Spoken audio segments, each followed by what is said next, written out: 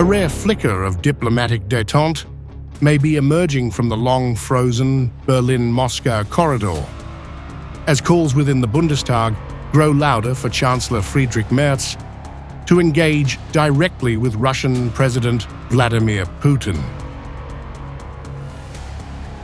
Despite years of acrimony and confrontation over Ukraine, lawmakers from across Germany's political divide are urging Merz to seize what they see as a window for diplomacy, one that opened after Putin signaled he is ready for renewed dialogue. The Russian president's remarks have triggered an unusual alignment across party lines, with both left-wing and right-wing factions now calling on the German government to act.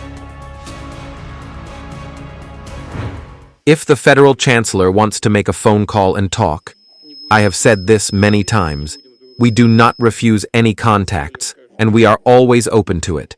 A year and a half ago, or rather 2, I had such conversations with Chancellor Scholz and other European leaders.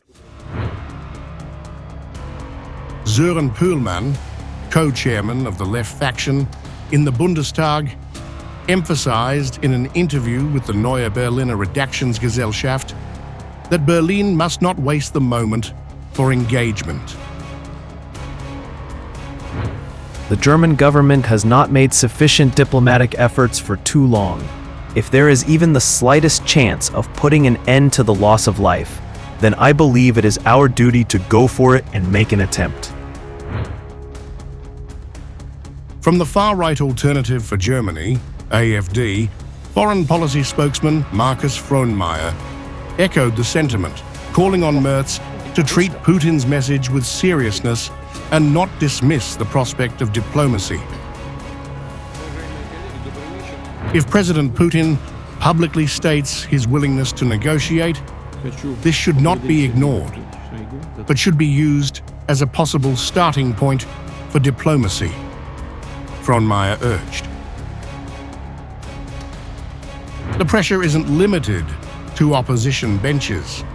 According to Stern magazine, several senior figures from the ruling coalition's Social Democratic Party, SPD, have signed a manifesto advocating for talks with Moscow and opposing US missile deployments on German territory.